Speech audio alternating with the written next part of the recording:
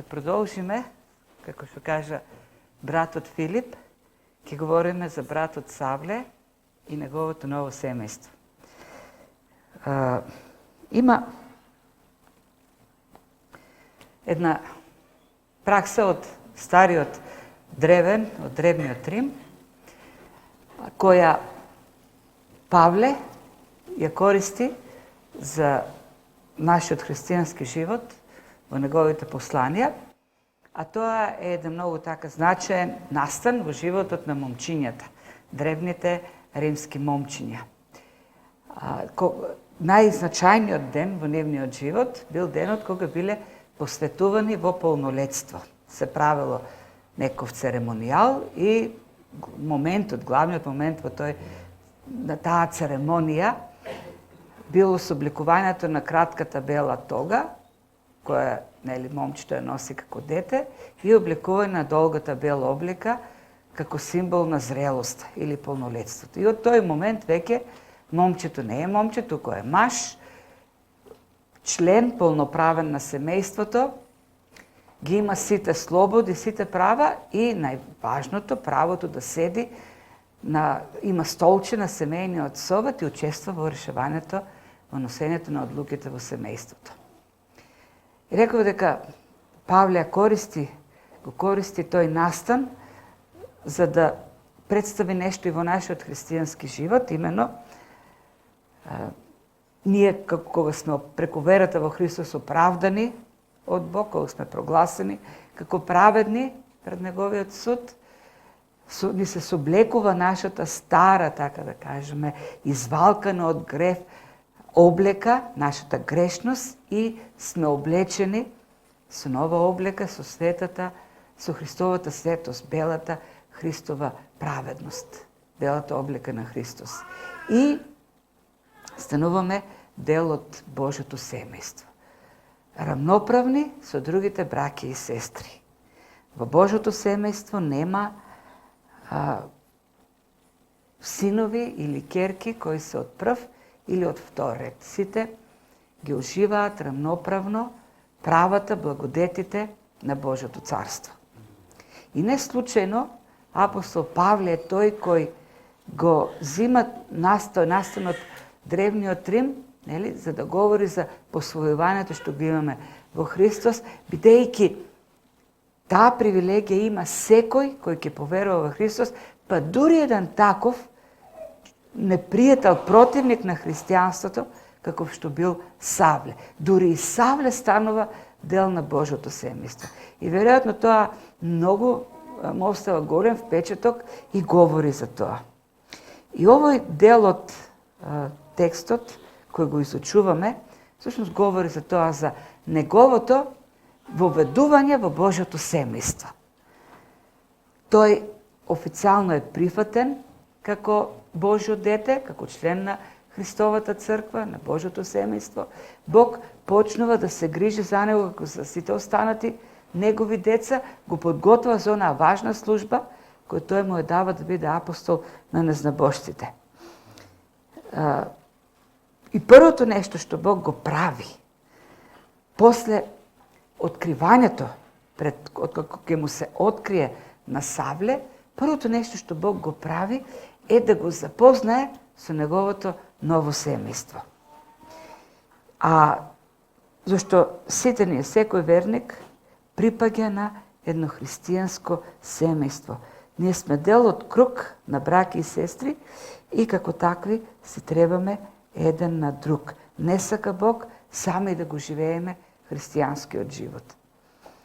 А тоа ново семејство на Савле или тие негови сега браќи или сестри, колку и парадоксално тоа да звучи, се оние кои тој порано ги гонел, ги затварал и ги убивал. И, што кажеме, за тоа говори овој дел.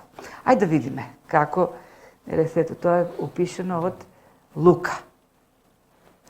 Значи, Савле, по наредбата што му ја даде Христос, откако му се откри на патот кон Дамаск, му рече да отиде во Дамаск, во една куќа, и таму тој е слеп.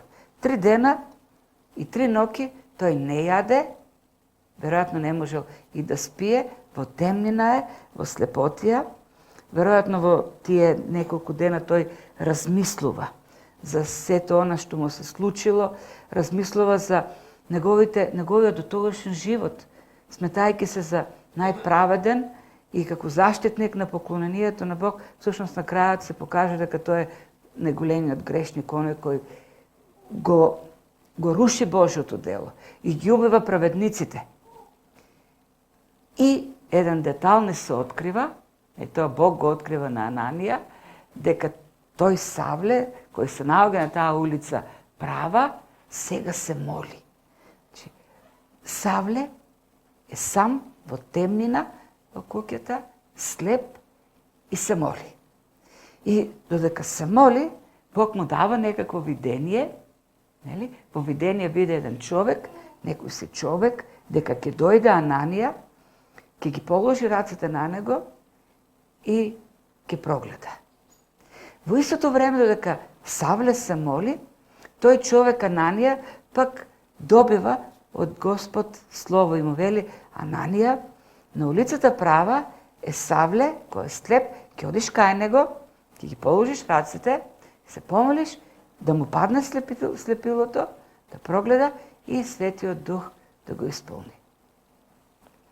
Ананија е од помалку познатите, неправедно, од помалку познатите личности во Новиот Завет, еден од подзаборовените херои на Христовата црква.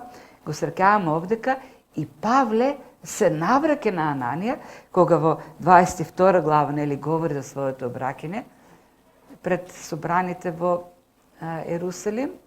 И тој таму го опишува Ананија како благочестив маж според законот, со добро име меѓу сите евреи во Дамаск. Тоест човек во кого луѓето гледаат, на кого луѓето гледаат со почит, значи човек со добро реноме меѓу евреите. И Бог избира таков човек. Нормално ќе избере таков човек. Представете се, ако го избереше најголемиот отпадник меѓу евреите во Дамаск и му каже: ој сега кај Савле, каков авторитет ќе имаше, нели? Зашто Ананија првиот со кој ќе се сретне Савле, првиот кој ќе го воведе во Христовото семејство. И тој човек требаше да биде угледен човек, некој во кого имаат сите доверба. Сега, дури еден таков човек, кој е благочестив, за кого нели Павле вели дека е благочестив, дури еден таков човек се покажува дека е колеблив. Тој е првиот пријател на Савле, првиот пријател христијанин. И кога Бог му вели: сега ќе одиш таму во таа улица, ќе го најдеш Савле, Ананија реагира и вели: ама Господи, јас сум слушнал за тој Савле, чум за него. Сум слушнал колку христијани тој убил, колку затворил, колку е гонел црквата. А и сум чул дека ќе дојде овдека, меѓутоа доаѓа со писмо, со областување од првосвештеникот, доаѓа со стража, доаѓа со луѓе да ги апси христијаните. Како сега јас ќе одам кај тој човек? И нели, како таа, нема смисла во таа заповед. И му објаснува на Бог. Го подсетува дека каков човек е Савле.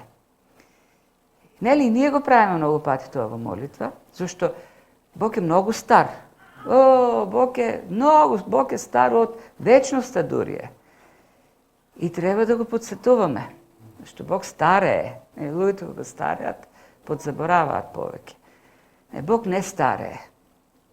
Нема потреба да го подсетуваме. Бог знае подобро од нас. Ама го правиме тоа. Му велиме: Господи, колку ми е тешко, колку потреби имам, Господи, јас. И така натаму, како Господ да не знае. И Бог не му вика овдека: Ананија, јас ги знам тие работи, но и му ги кажува. Како му ги кажува? Во тоа што ќе му одговори, ќе му рече: оди. Тоест, не само јас што знам што се случило досега, тоа сите го знаат што се случило, дури и ти знаеш досега што правил Савле. Но јас ќе ти кажам и што ќе биде понатаму, зашто јас знам се. Јас знам дека Павле ќе биде мој сад и ќе служи меѓу назнабоштите и знам и дека тој многу ќе страда. И го знам тоа зашто јас ги планирам работите. Јас решам што ќе биде. Тоа што било и тоа што ќе биде е од мене. Нема потреба некој да ми кажува. Но дека му ги открива тие работи на Ананија од една страна да го охрабри, да, таков беше, но тој е сменет, а од друга страна да каже, да, јас сум оној што знае се.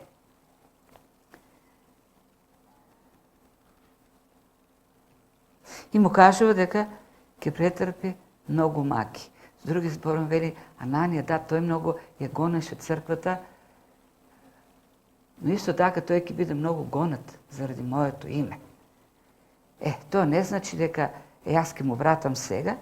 Тој многу ја гонеше црквата, ги гонеше многу христијаните кои веруваат во мене и сега, кога ќе поверува, јас ќе му вратам и тој ќе биде многу гонат заради моето име.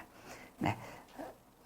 Навистина, таков е животот на Савле и навистина, уште од почетокот така почнува, таа слепотија е дел од неговиот натамошен христијански живот. И дури во овие стихови што ќе ги разгледаме овдека, 20 на стиха, го гледаме тоа колку тој ќе почне да бега, каков ќе биде неговиот живот, едно постојано прогонство. Но од тоа Павле прави теологија. И теологијата на Павле е дека тоа е Божјото благодатно средство кој не држи нас во слабост, за да се надеваме на Него. И во 2 Коринтини 12 глава вели, затоа премногу, ептен многу, јас ќе се радувам и ќе наоѓам задоволство во слабостите што Бог ми ги праќа. Зашто во нив прекумерно, целосно действува Божјата сила. Кога јас сум слаб, тогаш делува работи Бог. Зашто кога сум силен, тогаш се потпирам на мојата сила, на моите способности, измамливи, и не можам да направам ништо. Но кога сум слаб, тогаш целосно се потпирам на Бог. И затоа истиот Павле вели во Римјаните 12 глава. Се содейства за доброто на оние кои се во Божјото благоволение. Зошто?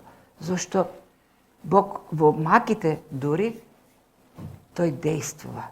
Во ветровите што ни ги праќа, бурите во животот, тој не издига.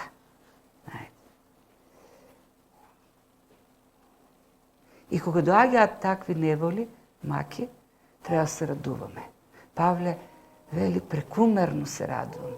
Ептен многу се радувам кога ќе дојдат во мојот живот слабостите. Дури и трн ми даде Бог за да ме држи слаб и да ме подсетува дека зависам целосно од Него и Неговата сила се покажува во мене. И краси, во последно време ја задеси прво со раката и се скрши, па ногата, па ќе си го извадеш окото и се чуди и вели, зошто тоа ми се случува? Но толку едноставно. Бог треба да не смирува така, зашто Божјата волја за жените да се ги слушат мажите. Нели?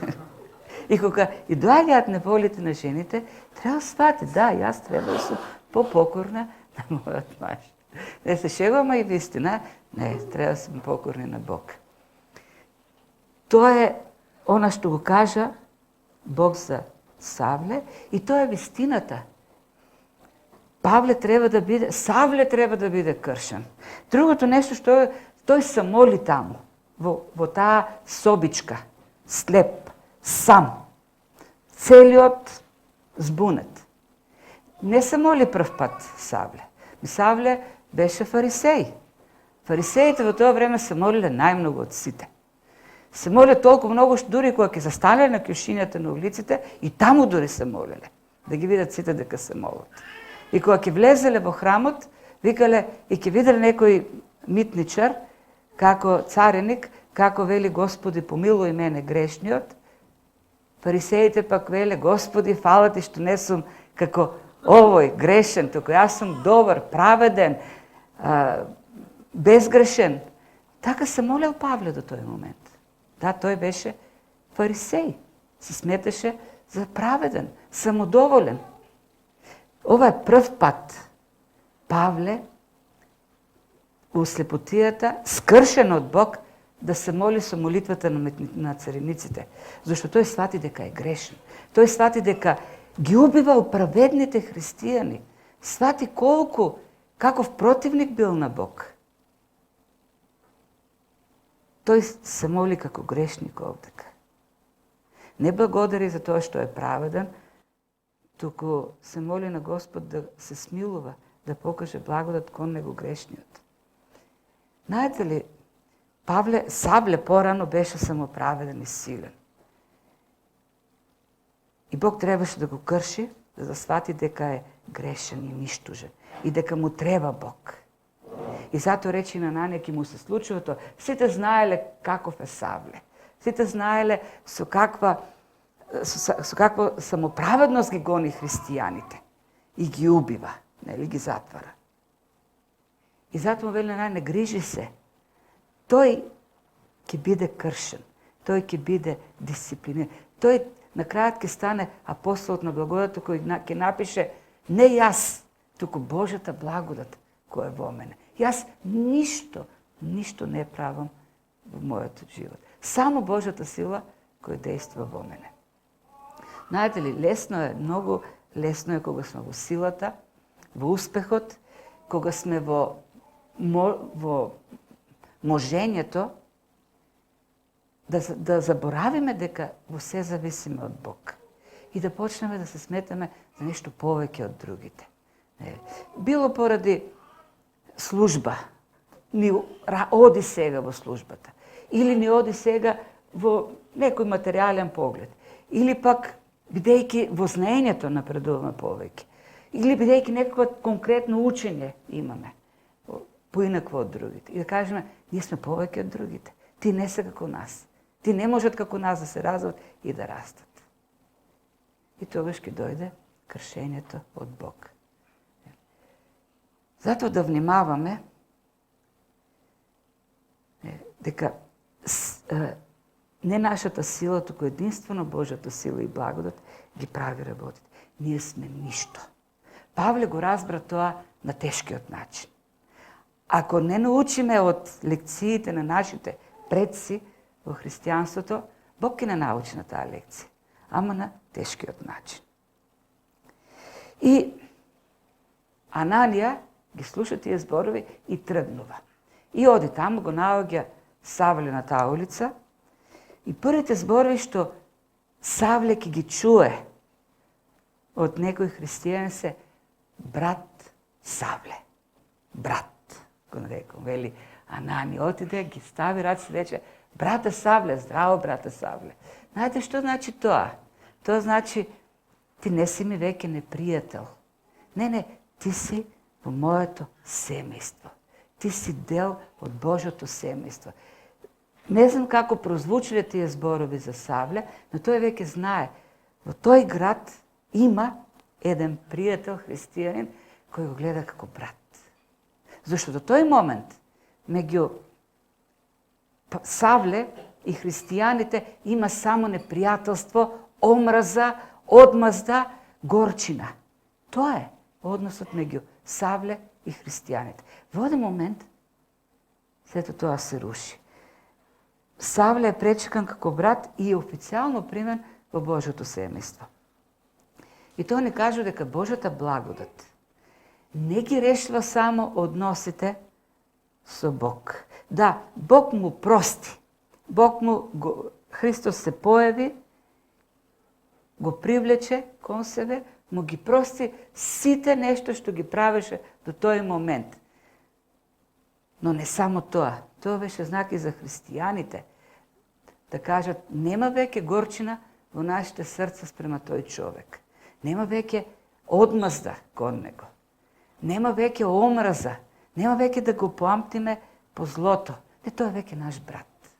Бог му простил, Бог го исчистил и ние ќе го прифатиме како брат. Тоа е христијанското семејство, кое луѓето не се гледаат еден кон друг како противници, непријатели, не држат злоба, не држат горчина, туку се прифатени едни со други. Независно од тоа што се случувало. Тој е мокте на крстот. Да ги решава односите не само меѓу човекот и Бог, туку и меѓу луѓето. За жал, не се случува секогаш така. Гледаме, постојат некои филтри, постојат некои честопати прегради кои ни пречат да гледаме на останатите христијани како на браки и сестри, на кои што Бог ги спасил, ги простил гревовите, ги направил дел од Божото семејство. И почнуваме токму тоа да го правиме, како браки и сестри од прв ранг, браки и сестри од втор ранг, трети и така натаму. Еден Савле кој беше убиец на христијаните, беше примен во Божото семејство.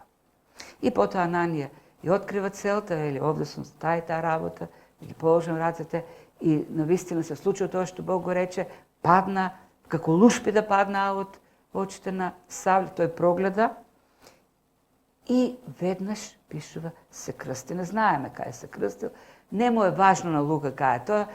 Низ Дамаск пишу дека имало неколку две големи реки, можеби во некој од нив. Оно што е поважно е дека тој се крсти и пак, нели овдека, кога се крсти? Веќе Савле беше наречен брат од Ананија, што значи дека веќе е брат. Божото семејство му рече дека кога ќе ги положи рацете Бог, на Ананија му рече кога ќе ги положи рацете, тогаш нели ќе дојде Светиот Дух. Тој веќе го имаше Светиот Дух и потоа се крсти. Тоест, крштевањето не е како што некои велат, последното од сите оние нешта што човек треба да направи, за крајот веќе да биде спасен. Савле веќе беше спасен. Така да, како што нели сме кажале, крштевањето, водното крштевање не е неопходно, нужно за спасението, но е нужно за христијанинот. Неопходно за христијанот да исполни таа заповед. И видите, Савле веднаш исполни таа заповед, пишува. Ја исполни заповедта, тој 3 дена не јал, 3 дена беше гладен, ниту не пиеше вода, пишува. 3 дена. И сега кога дојде Ананија, кога нели му се отвори очите, тој може да си каже, добро, сега да си каснам малку, да се закрепнам, да ми дојде силата, па ќе одиме некаде да се крстам. Не, веднаш отиде. И откако се крсти, пишува се врати и тогаш јадеше и пиеше. Заново исполнувањето на таа заповед, да се направи она што Бог го бара од него, беше поважно од физичките потреби. Сакаше да биде послушен на Бог. И потоа пишува неколку дена, преседе со учениците во Дамаск. Тој тргна во Дамаск, тие луѓе да ги гони, да ги затвора. И сега со нив. Интересно било тоа дружење. Сигурно им раскажал што се случило кон Дамаск, како го сретнал Господ.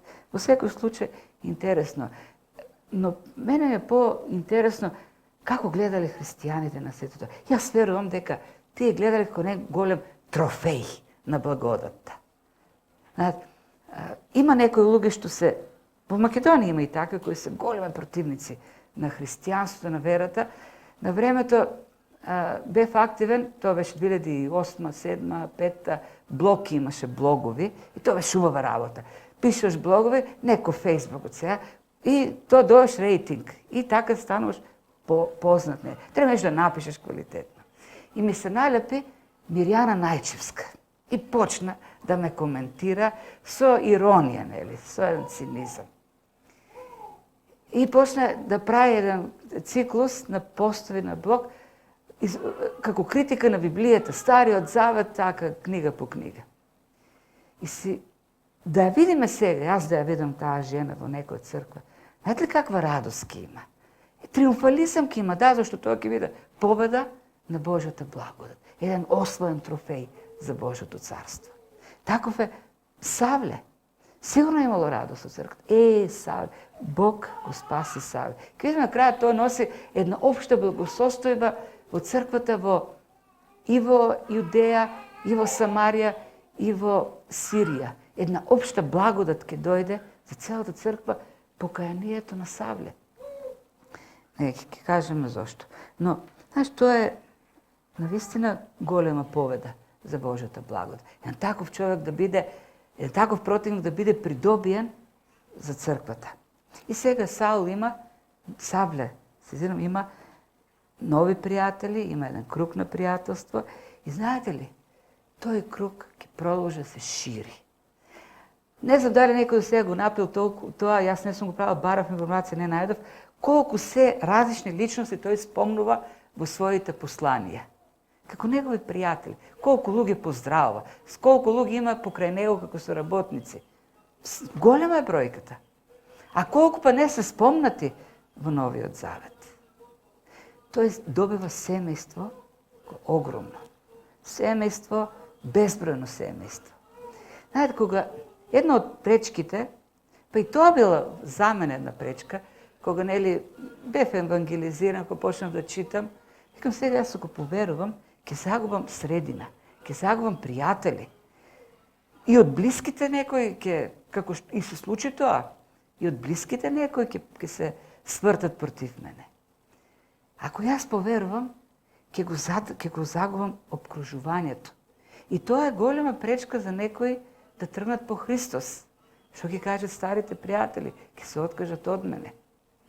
Дори Петар тоа го каже во еден момент.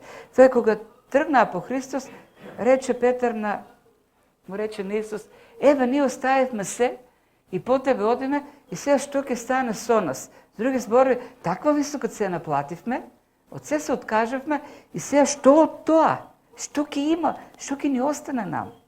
И што му рече Христос? Секој што ќе остави куќа или брат, или сестра или татко или мајка или жена или деца, или ниви заради моето име, ќе наследи 100 пати повеќе и ќе добие живот вечен. Најде, 100 пати повеќе, вели Бог ќе добие. С други збори, Христос вели, никоја цена не е прескапа. Тоест, Бог нема да му остане должен на никого. Никој нема да може да каже, Господи, јас оставив се и не добив ништо. Толку Бог ќе го награди тоа, што не се, дури глупаво да се споредува. Не, Бог никому не е должник. Бог, никој не може да краја да каже, јас добив помалку од она од кое што се откажав. Заради Христос. Савле и сите ние доби вечен живот. Доби служба, што е голема привилегија за Христос. Стана Божјо дете. Доби пријатели. Доби многу. И ќе видиме тие пријатели што прават за него од тука натаму, ќе видиме тоа ново семејство. И Саул го знаеше тоа. Го знаеше. И бидејќи знаеше што добил во Христос, веднаш што прави? Веднаш почнува да служи. Па и правилно е. Тој зошто отиде во Дамаск? Па отиде за да влезе во синагогите. Тоа беше неговата цел.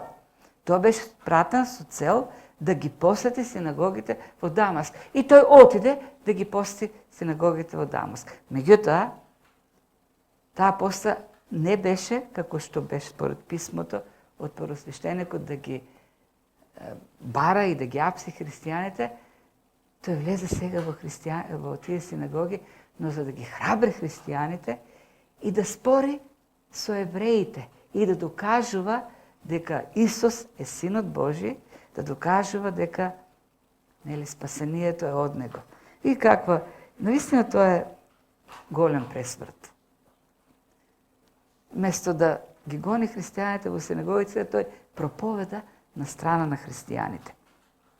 Исто веќе секој сомнеш за неговото обраќање е тргнат од христијаните. Ако Ананија имал такви сомнежи за Саул, како гонител на црквата, веќе кога го слуша во синагогата како проповеда за Христос, и овека зборот на крајот докажувајќи, гречкиот збор означува да ги склопува коцките. Тоест да ги склопува нештата. Тоа значи зборот што е преведен како докажување или симбибадзо, како лего коцки, да ги градиш. Тоест, што правил тој? докажувајќи, вели, ги збунуваше јудејците у синагогите. Како?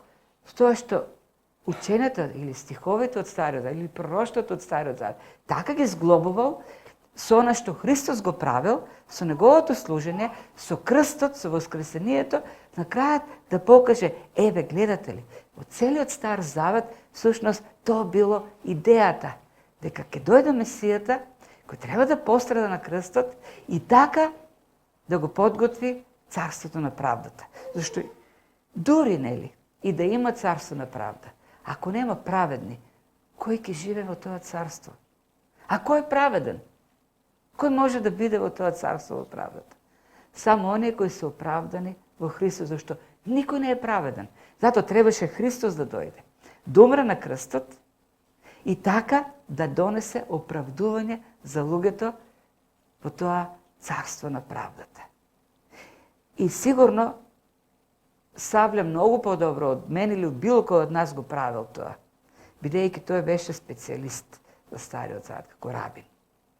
Можел многу добро сите текстови од Исаја, од било кој дел од Стариот Завет, да ги поврзе со Христос и да докажува, да ги склопува работите во синагогата дека Христос е Месијата. И тука некада сега, меѓу овие стихови, Лука не го открива, за малку Савле оди во Арабија. Например, тоа го кажува во Галатјаните, 1 глава, 70 стих, дека додека е во Дамаск, за малку заминува во Арабија и пак се враќа во Дамаск. И тука има веќе нејасноти што правил во Дамаск. Некои велат дека таму го проповедал Евангелието, други сметаат дека тој се осамотува во Дамаск, како Илија што се осамоти еден период, и таму е онаа време во кој тој го гради своето учење, тоест Евангелието за кој вели во Галатјаните дека не го добил од човек, ни преку човек, туку го добил од Господ.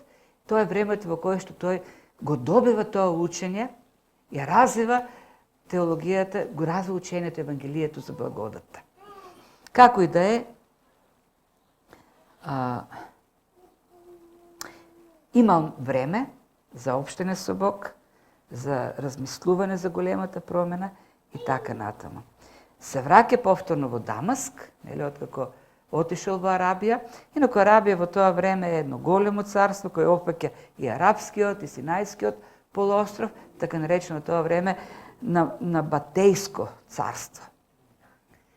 Веројатно бил во некоја пустина, се враќа и кога се враќа, продолжува со уште поголема ревност да го проповеда Христос, да докажува, да ги збунува христијаните и се разбира не поминува многу време и тие веќе се свртуваат против него. Тие стари пријатели, старото семејство на Савле, семејство на јудеистите, кои го чекале со нетрпение да дојде Савле во Дамаск, за да ги гони христијаните, да ги затвори, да ги ослободи од тие заблудени непријатели на Мојсей и на законот. Доаѓа Савле, меѓутоа, тој наместо да ги гони, ги охрабрува, ги поддржува и почнува да проповеда за Христос. И тие разочарани, лути од таа промена, решаваат, прават план да го убијат. Убиецот на христијаните сега е застрашен дека и тој ќе биде убиен како оние што порано ги убивал. И што прават овие сега новото семејство? Новото семејство разбираат за тој план и дознават, нели, за тој заговор и го спасуваат. Овдека е објаснато малку од малку, на друго место, 2 Коринтини 10 глава, Павле пишува исто така за тој настан, вели, во Дамаск управителот на цар Арета го чуваше градот со стража, сакајќи да ме фати, и јас во кош бев спуштен преку прозорец, низ зид и избегав од рацете негови. Истото, нели, го пише овде, тоа што во 2 Коринтини малку повеќе дава информација. Павле сам не тој за себе. Очигледно некој од учениците, и овде дека пишува, затоа учениците го зеде до ноќе, пак падежната форма е генетивна, кој значи неговите ученици. Тоа би требало да пише овде дека неговите ученици го зедош. Значи дека додека тоа е во Дамаск, од евреите поверувале во Христос и сега тој има таму своји ученици. Ти негови ученици го спасуваат, го стават во кош. Некој од нив имал куќа која била дел од зидот на Дамаск и преку прозорецот од куќата или зидот го спуштаат надвор, бидејќи градските порти се чувани од стража. Може би и куќата била чувана од стража. И така во кош тој бега од Дамаск. Има еден настан, и тоа е почетокот на познатата и големата политичка кариера на Черчил, Винстон Черчил. Меѓутоа тој како млад бил новинар, репортер од Јужна Африка. Некаде во 30-тите години имало војна меѓу холандски и британски сили за доминација во Јужна Африка. Тој е заробен од тие непријателски сили, бурци наречени, а тоа е англо-бурска војна. Заробен и далеку таму зад непријателската територија е однесен во камп, во логор, затворен, но некои негови приврзаници го ослободуваат, му помагаат да побегне, го стават, го качуваат на воз, подбали волна и така го успеваат да го спроведат на пријателска територија и го качуваат на авион, тој се враќа во Англија и во Англија му подготвуваат голем пречек. Со војна музика, со овации, дури кога се симнува, го качуваат на рамо, на рамиња и на крајот го носат на говорница и тој таму одржува говор.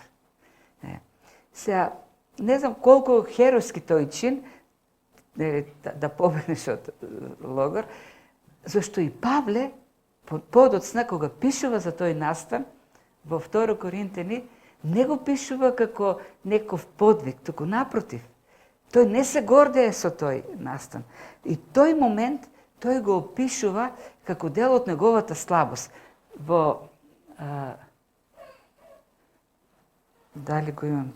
Во ред, го немам тој цитат овдека, но контекстот во кој што пишува во 1 Коринтини 11-12 глава, тој кажува дека ќе се фали со слабостите.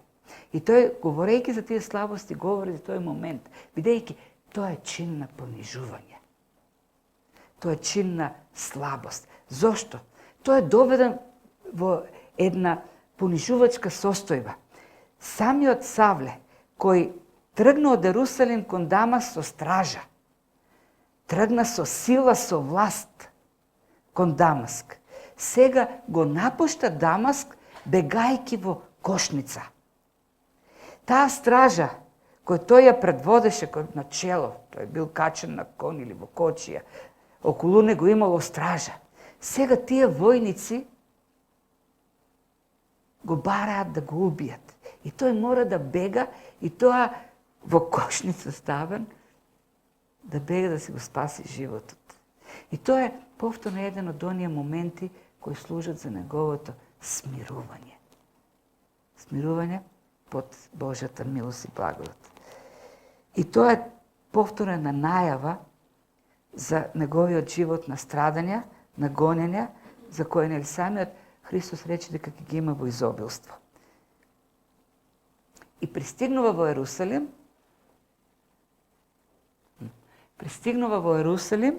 и тоа се пак едни многу непријатни времиња за него. Зошто?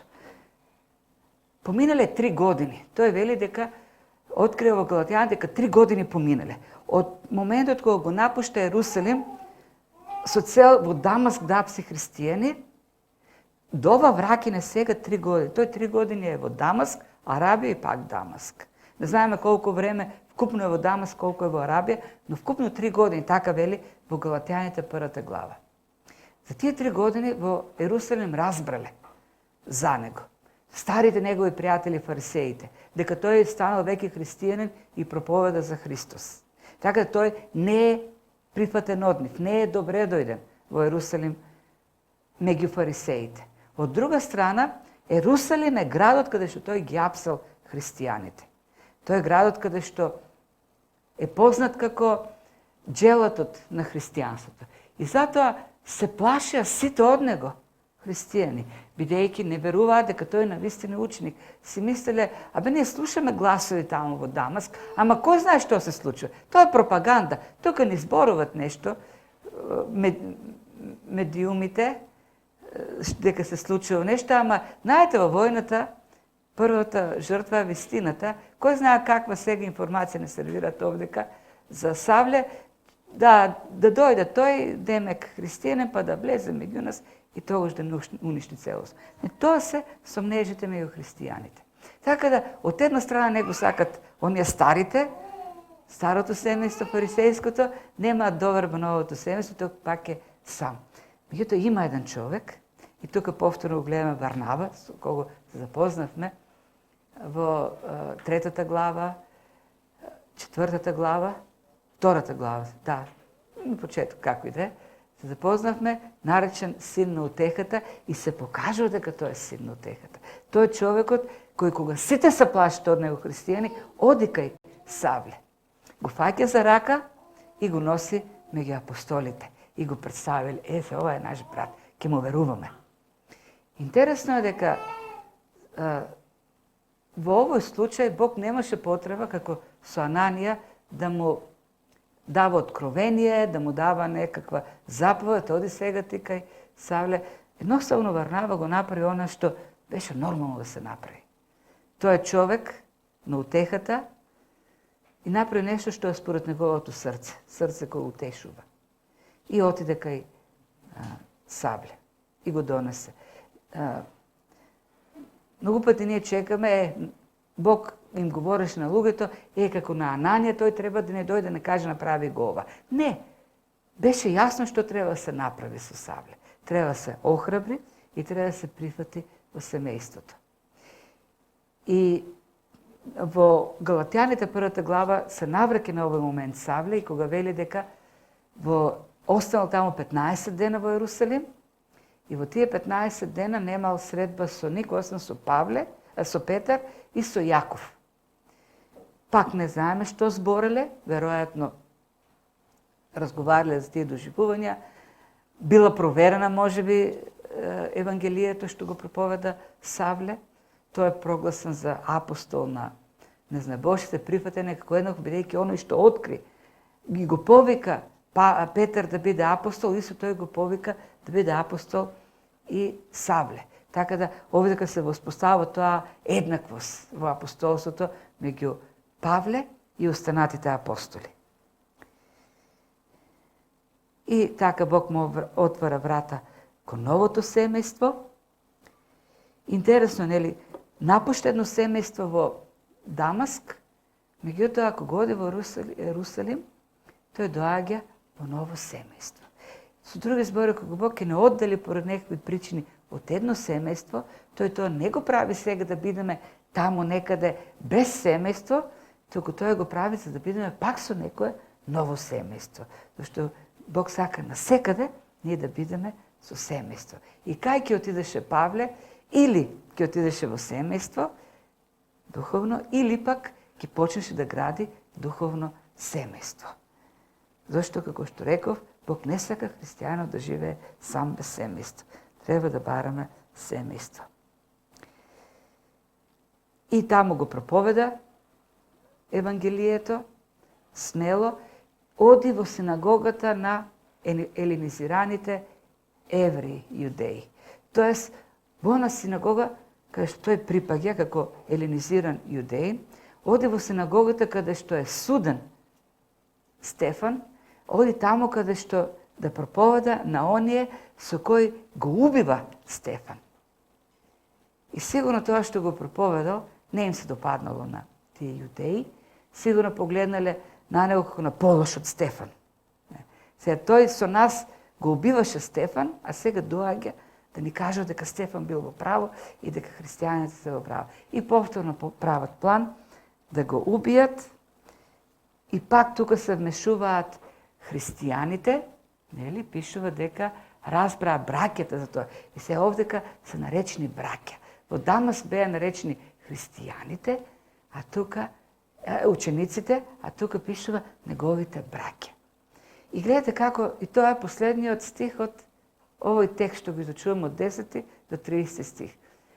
Почнува така што Ананија му се обраќа на Савле со брате Савле, а завршува со тоа што останатите христијани се наречени неговите браќа. Неговото ново семејство доаѓа да го спаси.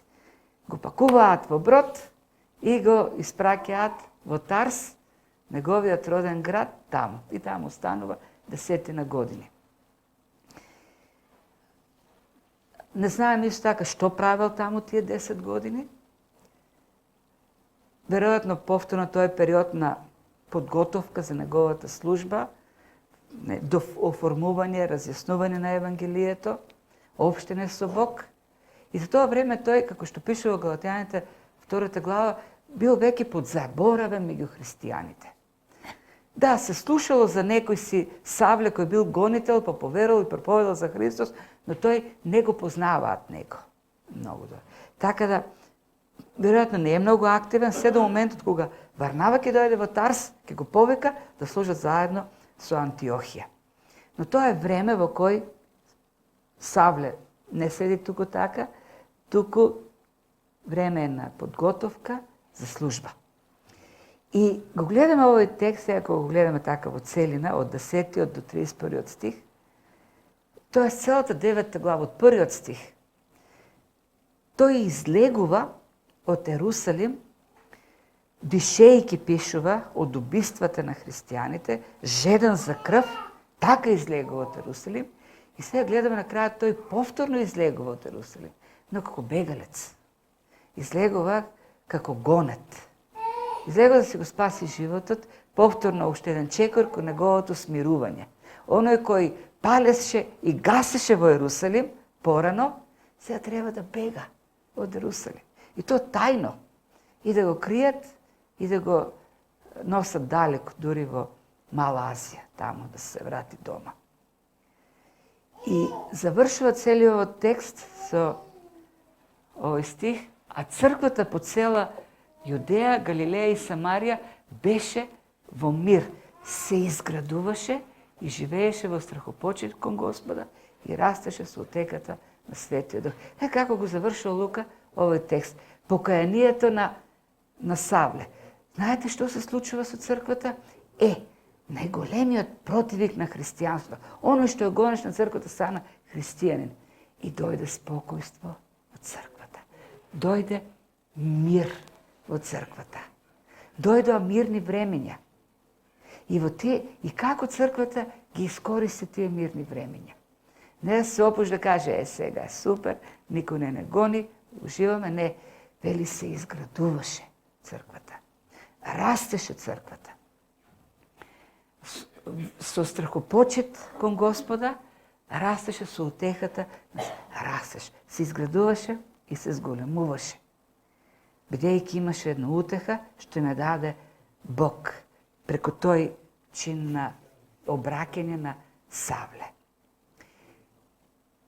Бог дава секакви времења. Тоа време на мир на црквата нема да продолжи него. И ќе видиме кој е тоа време, кога Петар ќе отиде во домот на Корнелиј, ќе се случуваат нови работи. Црквата ќе се гради.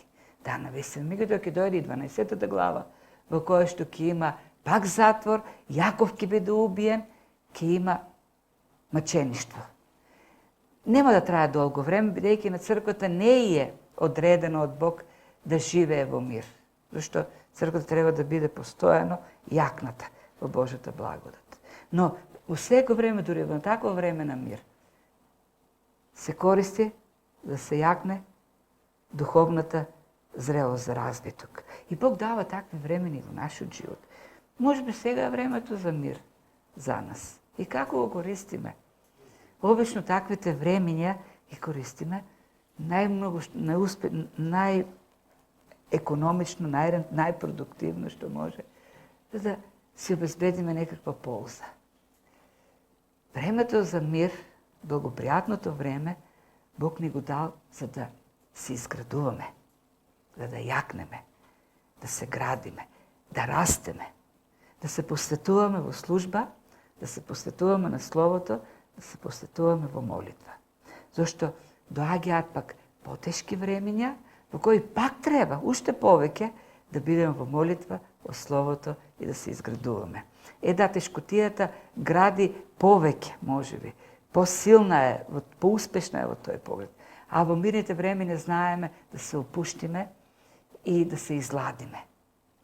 Не, Бог ни ги дава и тие времења да се посветиме, зашто и во тие времења Бог работи. Работи за нашето изградување. И тој работи, ние мислиме дека тој многу работел во животот на Савле, така како што гледаме, викаме, леле колку многу работел во животот на Савле. Како тој да е Божјото дете од прв ред, а ние сме Божјо дете од втор ред. Нема Божјо дете од прв ред и Божјо дете од втор ред. Таа грижа, таа работа на Бог со Савле е грижата на Бог кон неговото дете. Како што секој родител се грижи и го гради своето дете. Бог подеднакво се грижи и подеднакво го гради секое свое дете. И таа грижа што ја гледаме кон Савле, тоа ја покажува и кон нас. Таа посветеност што има кон Савле, истата таа посветеност Бог ја има кон секого од нас. Но нашата спремност да одговориме на Божјата грижа и посветеност ќе покаже колку ние, нели, ќе сме заинтересирани, колку таа ќе работи. И Бог да ни помага да се подчинуваме на Божјата благодат, да се подчинуваме на Божјото дејство во нас, да се подчинуваме на Словото и тој да работи. За да се изградуваме и да растеме. Во утехата што постојано ни дава Светиот Дух, зашто сега е благопријатното време.